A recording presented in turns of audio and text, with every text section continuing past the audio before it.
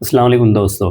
26 فروری کو اسرائیل اور امریکہ نے مشترکہ طور پر ایک وحشیت کا مظاہرہ کرتے ہوئے ایران پر حملہ کر دیا۔ سب کو معلوم، آپ بھی جانتے ہیں، میں بھی جانتا ہوں، لیکن اس کا ریزن کیا تھا، سبب کیا تھا، وہ پھلتے ہوئے بیانات جو ڈونلڈ ٹرمپ کی طرف سے شیئر کیے جا رہے تھے۔ کبھی اس کا ریزن رجیم چینج بتایا جا رہا تھا، کبھی اس کا ریزن ایٹمی توانائی کو ختم کرنا بتایا جا رہا تھا، کبھی میزائل سسٹم کو ناکارہ بنانا بتایا جا رہا تھا، کبھی کیا تو کبھی کیا۔ لیکن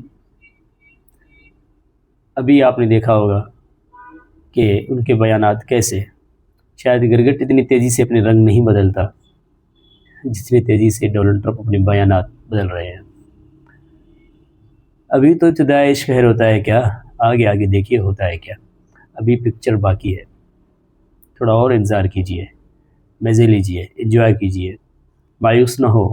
ایران قربانیاں دے رہا ہے اور اس کی مجبوری ہے کہ وہ قربانی ہی دے، لیکن اس کا جو آؤٹ پٹ ہوگا، اس کا جو نتیجہ ہوگا، انشاءاللہ وہ پورے مشرق وسطیٰ کے نقشے کو بدل کر رکھ دے گا۔